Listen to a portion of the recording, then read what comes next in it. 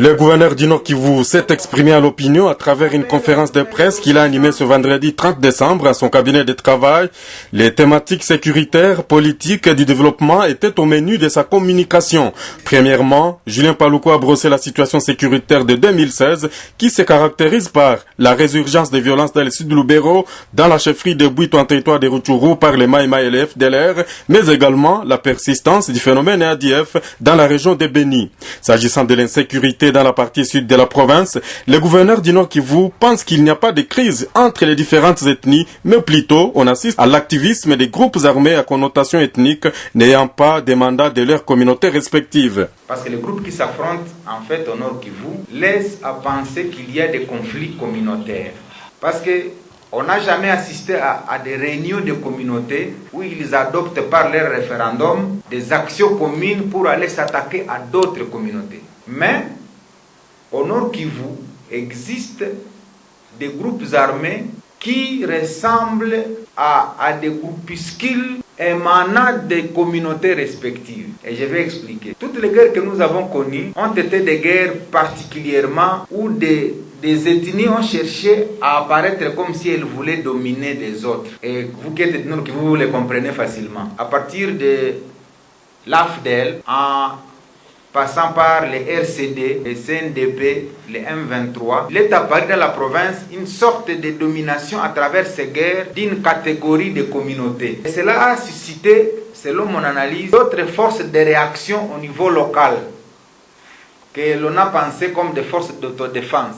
Chaque communauté a pensé que, faute pour l'État d'assurer sa sécurité, il fallait alors créer autour d'elle une certaine force pour se sécuriser.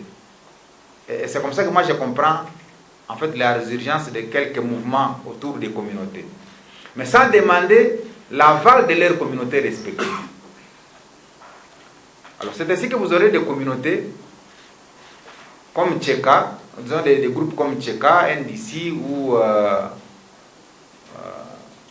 l'autre là, comment il s'appelle encore, Janvier. Tcheka est sur le territoire Nyanga. Mais il n'est pas envoyé par les Nyanga, mais les Nyanga ne les condamnent pas. Janvier Karairi est sur le territoire Houndé, mais il n'a pas été envoyé par tous les Bahoundés, mais les Bahoundés ne les condamnent quand même pas. Quand vous arrivez chez les Hutus, vous avez les Nyatura. Les Nyatura qui agissent aussi, qui tuent. Mais rarement vous verrez un Hutu en train de condamner les Nyatura. Quand vous montez chez les Nande, vous trouvez les Maïma, Mazembe, et XY, Kavawaseli, La Fontaine. Bon, on les voit là-bas, et personne ne semble pas les condamner. Donc, sans que ce soit des groupes, des communautés, mais les communautés ne semblent pas les condamner. Et c'est ce qui fait transparaître comme si ce sont des groupes de communautés. Alors, quand il y a des attaques, il est rare que ces groupes-là s'attaquent aux membres des communautés de leur provenance. C'est un peu rare. Sauf ce qui s'observe actuellement dans le nord, à Butembo et à Lubero, où ce sont les Nandes à 99,9%, où les groupes Maïma et Nandes sont en train de s'attaquer en fait aux autres Nandes. Ça devient un cas que nous devons encore étudier. Parce que généralement, les groupes au Nord Kivu, c'était des groupes qui s'attaquaient plus ou moins aux communautés qui leur sont opposées.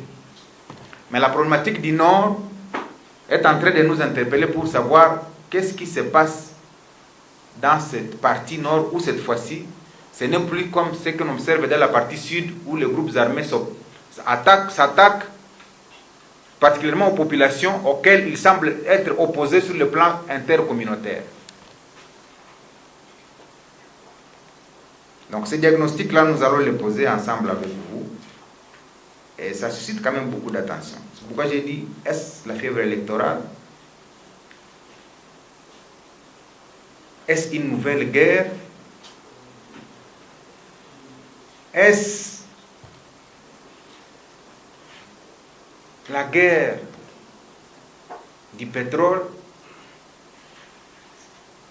où les gens en fait vivent du malheur des autres? Pour Julien Paloukou, la résurgence du phénomène Maïmaï est la conséquence directe du retour non encadré des démobilisés. Comme solution, il propose le renforcement des effectifs des militaires dans les zones troubles.